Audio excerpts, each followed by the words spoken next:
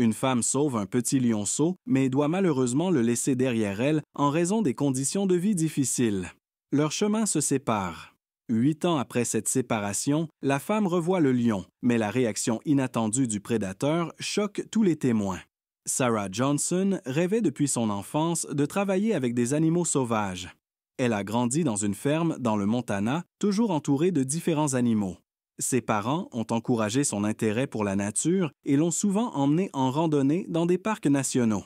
Après avoir obtenu son diplôme à l'Université du Montana, où elle a étudié la biologie, Sarah était pleine d'enthousiasme et a passé beaucoup de temps dans les livres et les laboratoires. Pendant les vacances d'été, Sarah travaillait comme bénévole dans le refuge pour animaux sauvages local et aidait à en prendre soin. Après ses études, Sarah a trouvé un emploi de guide dans le parc national du Serengeti, qu'elle adorait. Chaque jour, elle pouvait observer des animaux sauvages. Sarah guidait des visites pour les visiteurs et parlait de la flore et de la faune du parc. Un jour, lors d'une visite régulière, Sarah a remarqué quelque chose d'inhabituel dans l'herbe haute au loin. Elle a vu un mouvement. Sarah a demandé aux touristes de rester dans le Jeep et a découvert quelque chose de remarquable, un petit lionceau laissé sans mère. Sarah a cherché des lions adultes aux alentours, mais elle n'en a vu aucun. Le petit était seul et semblait très faible et affamé. Sarah savait qu'il ne survivrait pas sans aide. Sans hésiter, elle a décidé de le sauver. Avec précaution, elle a enveloppé le lionceau dans sa veste et retourné au Jeep avec les touristes. Elle a expliqué la situation et a demandé de rester calme. Le groupe a compris et l'a même aidé à calmer le petit passager. De retour au centre des visiteurs, Sarah a immédiatement contacté le service vétérinaire du parc. Les vétérinaires ont examiné le lionceau et ont confirmé qu'il était gravement sous-alimenté et déshydraté. Il a été décidé de l'amener à la station d'accueil pour animaux sauvages la plus proche. Sarah s'est portée volontaire pour accompagner le lionceau jusqu'à la station. Elle le tenait dans ses bras et essayait de calmer le petit effrayé. Bien qu'il ait peur, il a lentement commencé à faire confiance à Sarah. Elle l'a nommé Léo, en référence à la constellation du Lion qu'elle observait souvent dans le ciel nocturne. À la station, Léo a été placé dans un enclos spécial pour prédateurs. Sarah a demandé à rester auprès de lui pour l'aider à s'acclimater. La direction de la station, impressionnée par son engagement, a accepté. Les premiers jours ont été particulièrement difficiles, car Léo avait peur de son nouvel environnement et refusait de manger. Sarah passait presque tout son temps avec lui, essayant de gagner sa confiance. Elle le nourrissait avec un biberon contenant une formule spéciale ressemblant au lait de lionne. Petit à petit, Léo a commencé à accepter Sarah. Il la laissait s'approcher et jouait joyeusement avec elle. Sarah était ravie de voir cela. Le lionceau devenait de plus en plus actif et curieux. Elle lui racontait des histoires et lui chantait même des berceuses. Les semaines passaient et Léo grandissait. Il prenait du poids et devenait plus fort. Sarah lui enseignait tout ce qu'un jeune lion devait savoir, comment chasser, communiquer avec les autres et se comporter dans la nature. Elle utilisait des jouets et des équipements spéciaux pour développer ses compétences. Sarah savait qu'elle ne pourrait pas toujours être la seule à s'occuper de Léo. Elle a donc commencé à le familiariser avec d'autres employés de la station. Ce fut difficile, car Léo était jaloux et ne voulait personne d'autre que Sarah. Quand Léo a eu 6 mois, il a été transféré dans un enclos plus grand, où il pouvait se déplacer davantage et explorer son environnement. Sarah continuait de lui rendre visite quotidiennement, mais elle essayait de lui donner plus d'indépendance. À la station, il y avait aussi d'autres lions. Léo a lentement commencé à se lier d'amitié avec eux, bien qu'il ait eu peur des autres animaux au début. Avec le temps, il s'est particulièrement intéressé à une jeune lionne nommée Nala. Les mois passaient. Léo est devenu un lion fort et majestueux. Sa crinière est devenue sombre et magnifique, et son regard était confiant et paisible. Sarah était fière de lui. Bien que Léo n'ait plus besoin de soins constants, le lien entre lui et Sarah restait fort. Chaque fois qu'elle entrait dans son enclos, Léo la saluait joyeusement. Il se laissait caresser par elle et jouait parfois avec elle, comme il le faisait lorsqu'il était petit. L'équipe de sauvetage était désormais reconnue comme des experts en grands prédateurs. Ils participaient à divers projets de recherche et programmes de protection de la faune. Une partie de l'histoire de Léo a inspiré Sarah à se fixer de nouveaux objectifs. Un jour, Sarah a reçu un appel inquiétant. Ses parents étaient gravement malades et avaient besoin de soins constants. Sarah savait qu'elle devait rentrer chez elle. L'idée de quitter Léo lui brisait le cœur. Elle avait passé tellement de temps avec lui. Elle lui a expliqué qu'elle devait partir. Bien sûr, l'animal ne pouvait pas comprendre ses mots, mais il semblait ressentir la tristesse. Dans les derniers jours avant le départ de Sarah, elle passait des heures avec Léo, simplement assise à ses côtés et l'observant. Alors que Sarah se préparait au coucher du soleil, elle lui a promis de revenir dans quelques mois.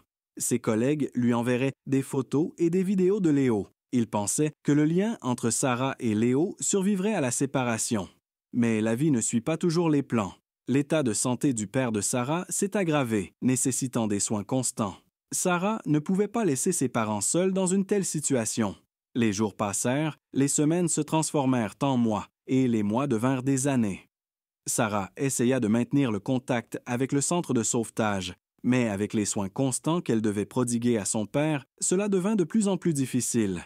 Son travail d'infirmière prenait tout son temps et toute son énergie. L'équipe de sauvetage rapporta que Léo supportait mal la séparation. Au début, il cherchait constamment Sarah, tendant l'oreille au moindre son ressemblant à sa voix, mais elle ne venait pas. Léo devint agité et ses soigneurs tentèrent de le réconforter. Ils lui donnèrent ses jouets préférés et organisèrent des activités supplémentaires. Mais Léo restait indifférent. Il passait des heures dans le coin le plus éloigné de son enclos, fixant une direction. Le comportement de Léo se dégrada progressivement. Les soigneurs et les vétérinaires remarquèrent qu'il refusait de manger et perdait du poids. Son pelage devint terne.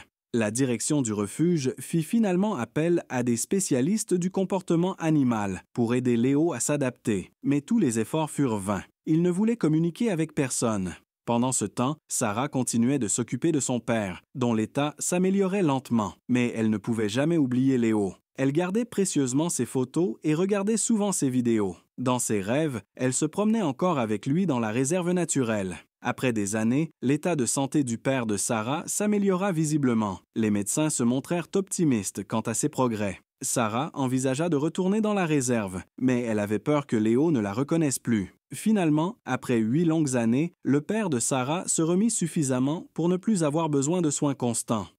Sarah comprit qu'il était temps pour elle de rentrer chez elle.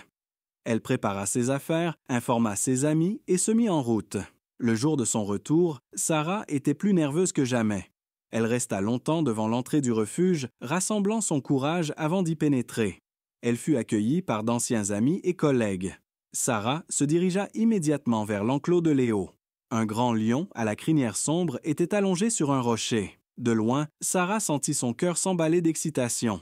Le soigneur ouvrit la porte de l'enclos et Sarah entra lentement. Léo ne montra aucune réaction à sa présence. Sarah s'approcha doucement et murmura son nom. Soudain, Léo leva la tête et regarda directement Sarah. Ses yeux étaient remplis de surprise. Il se redressa lentement et fit quelques pas vers elle. Sarah resta figée, incertaine de ce qui allait se passer. Léo s'approcha davantage, l'examinant attentivement, comme s'il essayait de reconnaître une odeur familière. Sarah resta immobile, retenant à peine son souffle. Léo émit soudain un léger grognement et bondit sur Sarah. Mais au lieu de l'attaquer, il posa ses grandes pattes sur ses épaules. Tout comme dans sa jeunesse, il l'enlaça et enfouit son visage dans sa chevelure dense. Les larmes coulèrent sur les joues de Sarah. Elle caressa Léo et murmura « Tu m'as tellement manqué ». Le lion émit un ronronnement doux, comme s'il voulait lui dire qu'elle lui avait aussi manqué. Les employés de la station observèrent, stupéfaits. Personne ne s'attendait à ce que Léo réagisse ainsi après toutes ces années. Le miracle de ce jour redonna vie à Léo. Il retrouva de l'intérêt pour son environnement et montra des interactions joyeuses avec ses soigneurs. Sarah passa beaucoup de temps avec lui, comme pour rattraper les années perdues. Léo recommença à se lier aux autres lions, en particulier avec une lionne nommée Nala, qu'il avait aimée dans sa jeunesse. Sarah était heureuse de voir que Léo n'était plus seul. Elle reprit son travail et s'installa à nouveau dans la station. Elle s'occupa non seulement de Léo, mais aussi des autres animaux. Pourtant, le lien entre Léo et Sarah resta toujours spécial. Les années de séparation et d'épreuves n'avaient au fait que renforcer leur amitié. L'incroyable connexion entre Léo et Sarah devint un symbole de fidélité et de dévouement. Elle rappelait à tous que la véritable amitié dépasse les frontières des espèces et surmonte tous les obstacles.